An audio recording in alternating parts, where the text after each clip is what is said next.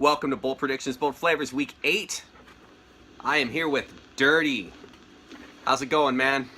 It's going well, man. How are you? I'm doing better. You know, 4-3 feels pretty good. Not as good as your record, I'm sure, but No, but it's respectable though. It's respectable. 4-3. I think in your division there, I think you're still on the. You're tied for the top. So yeah, kind of. Spell's got that tiebreaker over me, but he's got that tiebreaker. Yeah, he's actually got the most points in the league at 4-3, which is pretty impressive, actually. Yeah, I know. I think impressive, not impressive, but you're still right there. So yeah, you never know what can happen. So I'm just happy to still be in the A bracket push. You, on the other hand, you're pretty much locked and loaded, unless your team implodes. But it doesn't look like that's going to happen. Your team's freaking stacked. So feeling good. Feeling good. I did not a lot of research, but I took a chance on some flyers. One of them being George Kittle. That guy was like my hidden gem right there because I knew that he was going to be Mr. Consistent with new quarterbacks. You know how tight ends, they love or quarterbacks love their tight ends when they're in a new system. Dude, for sure. That guy's got like 80 points or something on the year. That's amazing for a tight end at this point. Yeah. I'm hoping he turned, like, everything that I read about him is basically he was very much Jason Witten-esque. Okay. He was Mr. Consistent. He was 5 catches, 80 yards. That's roughly what you're going to get him. Luckily he got me a touchdown this week because I once again made the mistake of starting Jared Goff over Cam Newton, and I'm slowly seeing that Jared Goff in a good matchup sucks ass. My only loss last week, not this last week, but the week before, was because I started Goff over Newton, and if I would have just switched those two, I would have won that game. It was just a difference of like 10 points or whatever. So I was really, really annoyed by that. And then it almost did it again, but I was like, Goff against the 49ers, he should have himself a day, and then he doesn't. He just kind of average, and then yeah. Well, I think it might have been Fantasy God Redemption, Yeah. Felt good, yeah. Yeah, felt good. Needing 3.5 points with Julio Jones felt pretty okay. Yeah, we were watching. That was pretty funny. Let's get into a recap of last week real quick. There was a couple people with their bold predictions. Myself, I said Death would roll BlackRock. That did not happen. We went 2-2. So yeah, went 2-2. Looks like Sui lost and Silent lost, and Bal pulled out that win. Boy, that was fun to watch. I was watching that game, and I could not believe that back-to-back quarterback sneaks, and he doesn't get in there with like 5 seconds left. Bal gets that win on that garbage touchdown. I thought Tell me about it. That was so funny. Oh man, that was like centimeters between that being a touchdown and out of bounds too. So yeah. Rick, you predicted Josh Gordon would go 100 yards, score 1 touchdown. He actually went. He got 100 yards on the dot, didn't get his touchdown. And then you also said that Bry would beat Carnage. We just talked about that by a hair. I'm gonna give you a correct on the week, man. Good job. Josh Gordon, he's starting to find his rhythm with Brady. That's like some scary Randy Moss thing. He could be. That guy, Josh Gordon, got the biggest waste of talent. But, I mean, he could have one. This could be his 1 year. He gets a contract, and he has 1 more year, and then I don't know how old the guy is, but he feels ancient because he hasn't played any, I feel like he's been suspended for, 7 years or something like that. It's those Patriots, man. They turn people to gold, and he's already talented. Whatever problems he had, the Patriots, I'm sure they just took care of it somehow with some fucking magic wand. Yeah, Belichick probably grounded him. Could be it, right? Yeah, he's probably just has to sleep at the facility. No, you can't leave. You can come out for game time. Tom Brady's pulling the dad card and Belichick's pulling the grandpa card, and they're basically both just grounded him, I'm sure. Oh, man. It's going to win him another Super Bowl. Let's see. Sui, you predicted that you would beat me. No. No, I'm sorry. Sui, I love you, man. That was a tough loss, those Monday Night TikToks. Bal, you predicted that you would win in both your leagues. You did win in both your leagues. Good job, man. He's had the PA curse, so he thought that finally his opponents would score in the bottom quarter of the league, which almost happened. I mean, Karn kind of went off, so I'm going to give you a correct on that anyways. Kicked ass, man. Good job. That's it. That was all the bold predictions from last week. Let's get more in there, guys. I got one myself here. I'm Okay. looking at the matchups right now, and I'm fairly certain that I'm going to be the only person that wins in my division to really just run away with this thing and have like what would that be, a 4-game lead or 3.5 game lead. That's my bold prediction. Sui, he's going to lose. You're going to beat up on, who are you playing? You're playing Silent. You're going to beat up on him. Poor Val, he's going to get stomped by some sort of Cooter. Yeah, Cooter has a way of going off on people for sure. Yeah, even though he's 3-4, but he's averaging 94 points. So, I mean, like, he's 3-4, and he's right in there. Your whole division's 1 game difference. So, yeah. So that's my prediction right there. All right, the cool. Seahawks get the win. They beat Detroit, and I'm the only winner in my division. Who are you playing, Karn? Maybe it's not as bold as a prediction as I thought. Yeah, I'm playing Karn right now, who's currently 3-4. I mean, he's 3-4 with, he's got over 98 points, on his average. So, I mean, like, his team puts up some stuff, but I feel like, looking at his team, it's like, I don't know, it's okay. Who else are you looking at in the league? You got your eyes on Spell. There's some people who don't have a chance at A bracket at this point, right? So I'm going to do a little quick rundown right now. Not a full thing. I'm just going to kind of break down the teams that I think are just forget it. Just the year is not you.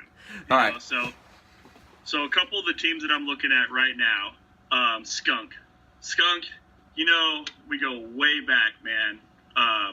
And you're 4-3.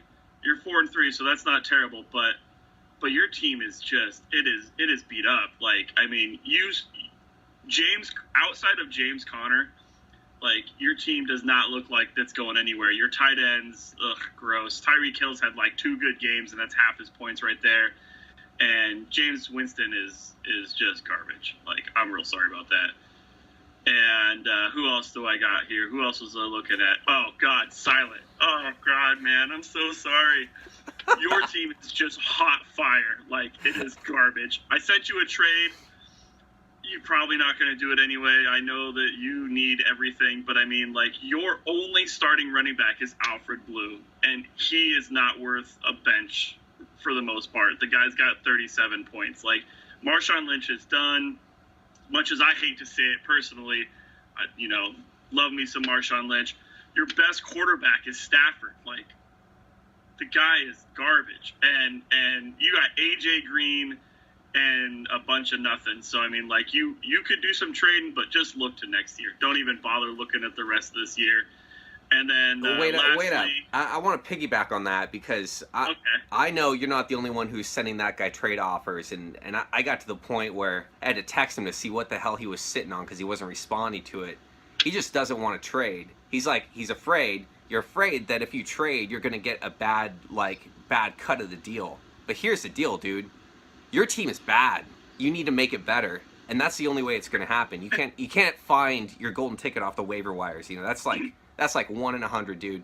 But I sent him a couple trades for AJ Green, sending him a running back. I'm like, dude, you need to do something because your team is just. I mean, like, it's so bad. I don't know. Like, I've had some pretty bad teams in the past when I was kind of getting used to a 16-team league and everything. But Jesus Christ, I mean, you almost can't even start all those guys. But I still like you, man. I like you too. Will's, you're a great guy. It's not personal. It's just so bad. But I tell you what. You got to learn that sooner or later. Otherwise, it's going to be 6 years from now. You've never made the A bracket, just like some other guys who don't trade in our league, and you're wondering why you suck, and it's because you aren't making moves, dude. Start making moves, Will. His wide receivers are actually not terrible looking at them. I mean, you can start, two or three of those guys are definitely good solid starters on some teams, but they're definitely better than what Sui's got, because Sui is, I mean, I don't know what he's doing with his wide receivers. The other guy I want to give a shout out to, Ty, where'd your team go? Oh, God, Ty. There's that team. Ty's, I don't think he's got a single person on his team that I would start over what I have on mine. I'm looking at it just like those wide receivers are all like tier 3, and it's just a bunch of baloney. And Carlos Hyde isn't even playing, and he's on a new team, and that's your best running back. Oh, man. Like, come on. Yeah, Ty, what happened, dude? Like, you had to have had a keeper in there somewhere, and I don't even see a keeper on that team anymore. And you know, Joe, for someone who like is stoked about the draft, he always comes through and does all this extra stuff for the league. Man, that sucks to not have somebody going into next year. I don't know, man.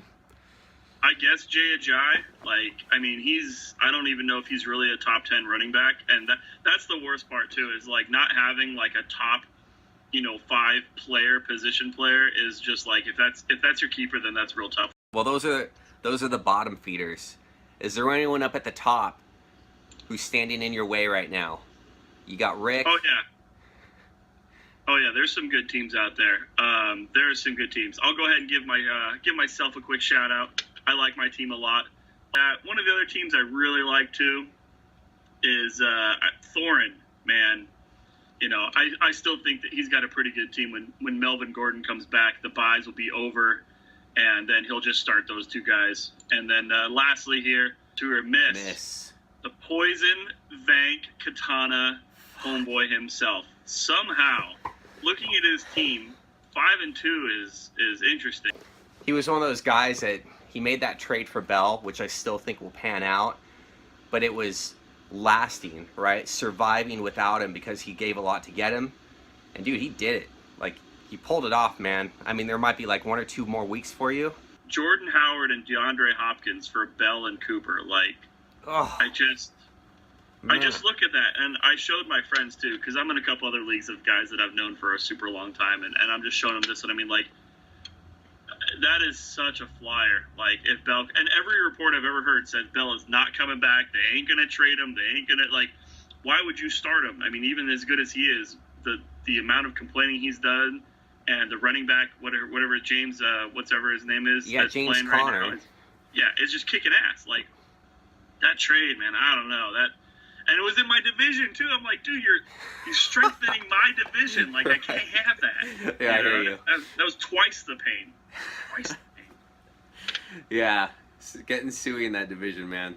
The guy can play. He can play some fantasy football. He knows what he's doing. He lost one game when he won it all, and that was me. Cost him that undefeated season. That's me, Suey.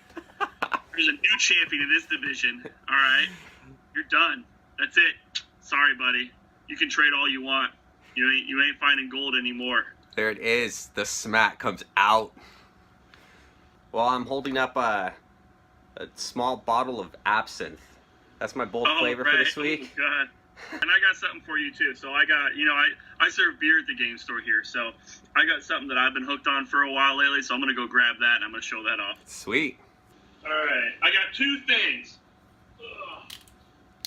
I got 2 things. One is a really good seller. This seller right here, this is a Seattle company, Elysian Brewing, and Space Dust.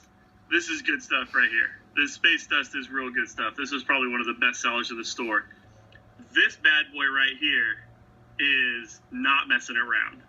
This is 2 Towns Bad Apple. And where do I put that? I don't know. You see that right there? Oh, yeah. That is 10.5%. Nice, man. Next time we swing, I'm going to get a bottle of that stuff. Well, hey, cheers.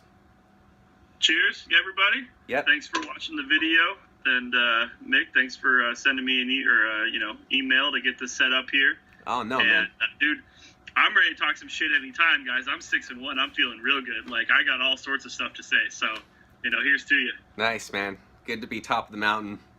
By the way, this stuff is crazy. I love it. Yeah, it's abstinent. Like, that stuff ain't messing around, so. Oh, damn, that stuff is strong. No, dude, thanks a lot.